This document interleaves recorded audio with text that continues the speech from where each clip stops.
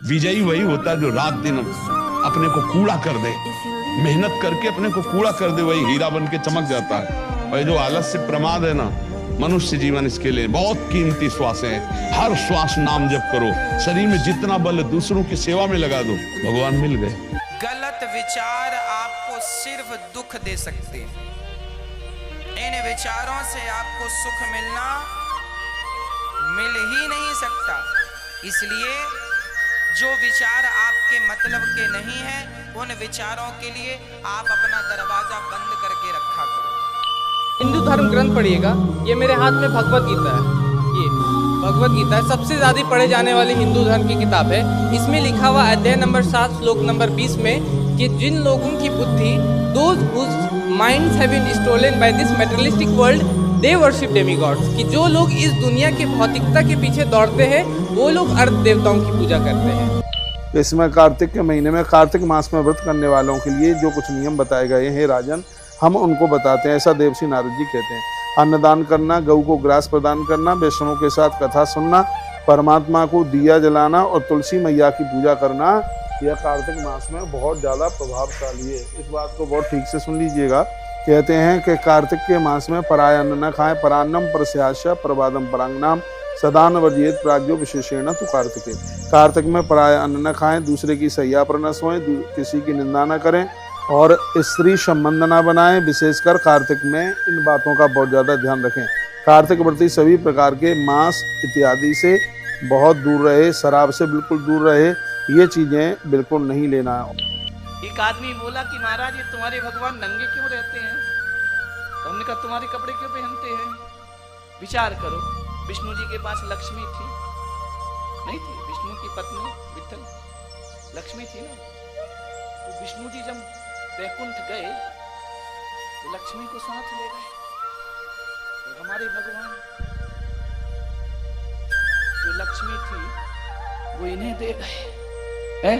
अपने तन का भी कपड़ा उतार के फेंक दिया, अपने यहां से कुछ लेकर नहीं गए। जैनों के भगवान कपड़े भी उतार के दे जाते हैं, तो जिसका भगवान अपनी समाज के लिए कपड़े भी उतार देता हो, वो समाज कैसे गरीब रहेगी? उसके पास कहां से भीख मांगने का अवसर मिलेगा? ध्यान रख। इसमें धनतेरस वाले दिन बिल्व पूजन होता है, बेल के वृक्ष की पूजा होती है। चोटी से लेके तलवे तक अपनी जितनी हाइट है कम से कम उतना कलावा उसके तने से बांधा जाता है। और व्यवस्था हो जाए तो बेल वृक्ष के नीचे एक ब्राह्मण को भोजन कराया जाता है, घर से सामान ले जाया जाता है। एक ब्राह्मण को जमाने से, उसमें तो ये लिखा है शिव पुराण में, करोड़ों ब्राह्मणों को जमाने का फल प्राप्त हो जाता है।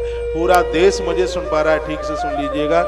धनतेरस वाले दिन घर से प्रसाद बना करके लेके जाइए, एक ब्राह्मण देवता को बुलाइए और बेल वृक्ष के नीचे बिठा करके उसको भोजन कराइए।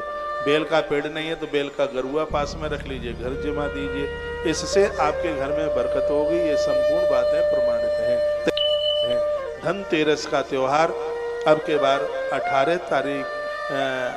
तारीख को है, छोटी दिवाली 19 तारीख को है, बड़ी दिवाली 20 तारीख। तो यहाँ इस कार्यक्रम की जो पूर्णावती है 18 तारीख को है और अच्छे मुहूर्त में इसकी पूर्णावती है। इस तरीके से आप धनतेरस का त्योहार मनाइए। यदि आप कैलेंडर रखते हैं घर में तो धनतेरस को लेके आइए। यदि आप पंचांग रखते हैं तो घर में धनतेरस के दिन आप पंचांग लेकर के आइए। और अपनी दुकान के लिए कोई बही खरीद रहे हैं आप, एक बही मैं भी खरीदता हूँ साल में एक आध बार, उसमें हम आपके नाम लिखते हैं, आपके नाम उसमें लिख लेते हैं, आपके नाम, मोबाइल नंबर, ये सब उसमें लिख लेते हैं। क्योंकि इस दिन कलम और बही, अब स्याही आती नहीं है, नहीं तो इस दिन स्याही खरीदना भी बहुत शुभ माना गया है। धोती कुर्ता पहना शुरू कर दो, शर्म आती है, हैं? भारतीय लिबास है हमारा। मुसलमान को सर पे टोपी लगाना, या हमारे सिख भाइयों को दाढ़ी रखना और पगड़ी बांधने में शर्म आती है। हिंदुओं को आती है, उनको आती है प्रभु जी। दाढ़ी काट दें, इतने हैंडसम हैं, इतने हैंडसम होते हैं, तो इनको हैंडसम नहीं देखना।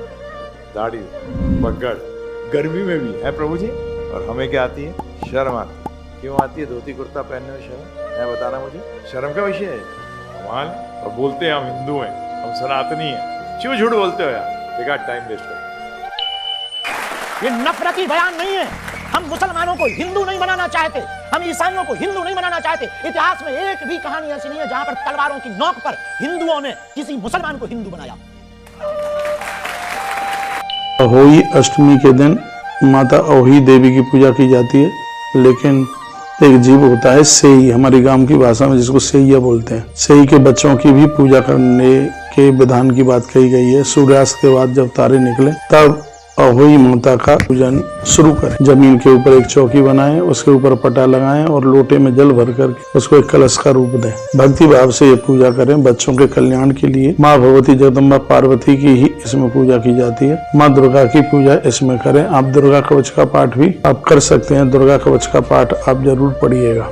इस दिन बच्चों के गले में अहोई चांदी की या तांबे की बनवा करके डाली जाती है और उस अहोई की रोली चावल इत्यादि से पूजा की जाती है। दूध में उसका अभिषेक करने का भी विधान है और चंद्रमा को जल दिया जाता है।